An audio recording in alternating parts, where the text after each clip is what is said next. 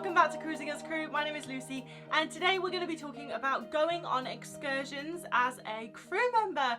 But before we start, please press like and subscribe. It really helps me with the algorithm thingy. But as for now, let's get into it. So obviously on cruise ships you have an excursions department and their job is to plan excursions.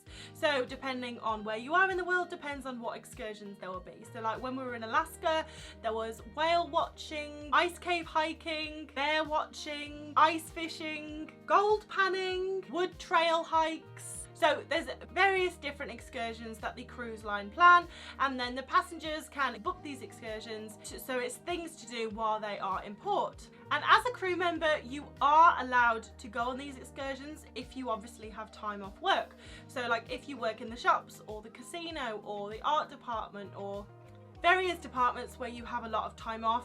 If you want to know about jobs on cruise ships and what time off they get, then I will link that video in the description box. You can go and have a look. Then you will be able to go on these excursions. Now you can either go on as a paying guest or you can go on as a tour escort.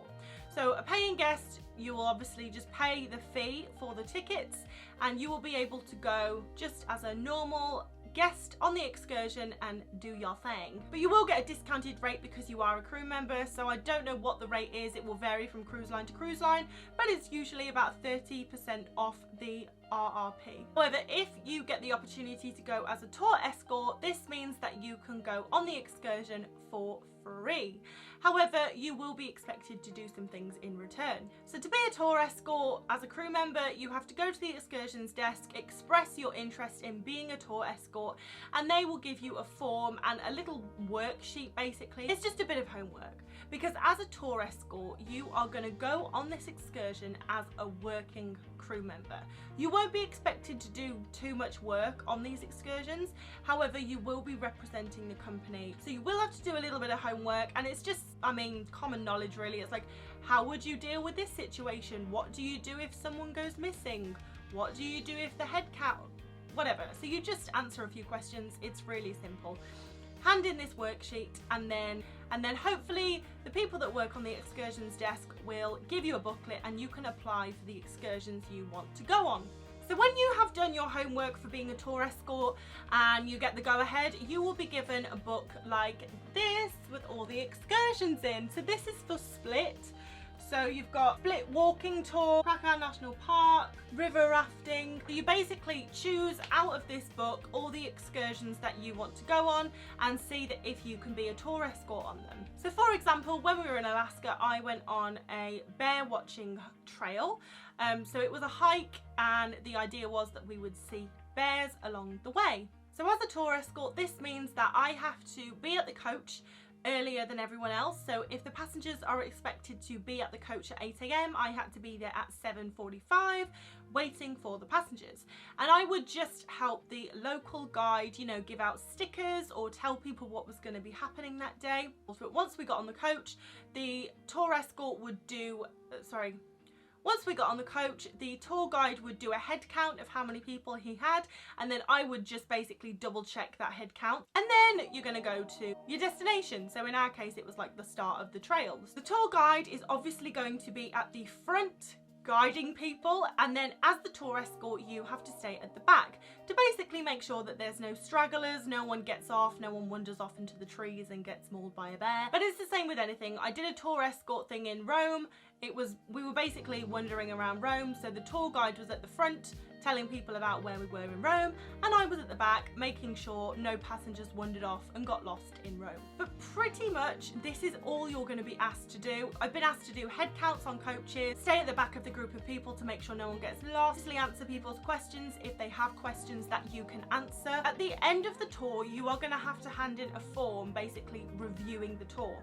So the people that work for the cruise line on the Shore Excursions desk are not the people that take you on the tour.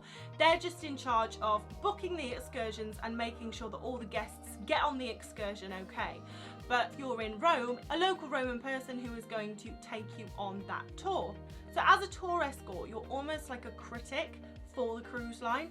So it's your job to go back to the excursions desk and say, look, maybe the tour was really good, but the tour guide, you know, no one could understand what they were saying. Maybe the microphones weren't working, or it's a great tour but we could have done with some more time doing this, so maybe in future the tour needs to start a little bit earlier. So you are able to give feedback to the Shore Excursions desk so that they continue improving the tours so that guests have a better experience. And also you will have to report if there are any accidents, if anyone falls over, if anyone hurts anything, if anything happens at lunch, or if anyone gets a bit too drunk or anything. You don't have to deal with it. It will be the local tour guide's job to like deal with a situation that arises, but it will be your job to just report that back to the cruise line so that it's logged. So if we get any feedback or lashback from that, then we already know about it, so it's not going to be a surprise. So if you can go on a excursion as an escort, do it, because you really don't have to do much and you get a free tour out of it. As soon as you get on board, make sure you inquire about being a tour escort. Looking back on my time on cruise ships, I probably should have tried to be a tour escort more than I did, but hey ho, you know, you live and learn. But like, I got to go to Rome and go in the Sixtine Chapel and see the Vatican City and the Colosseum free of charge. Got to go whale watching free of charge. I got to go and see loads of sites in Dubai free of charge. Like, there's so many different things that I have been able to do free of charge just as a tour escort. So yeah, definitely if you are going on a cruise ship as a crew member, make sure you do as much tour escorting as you can. I really hope you have enjoyed this video and it has answered any of your questions. Please let me know in the comments if you have any questions or video ideas for me. I'd like to get your feedback on what videos you would like me to make. Thank you so much for watching. I really appreciate it, and I will see you in the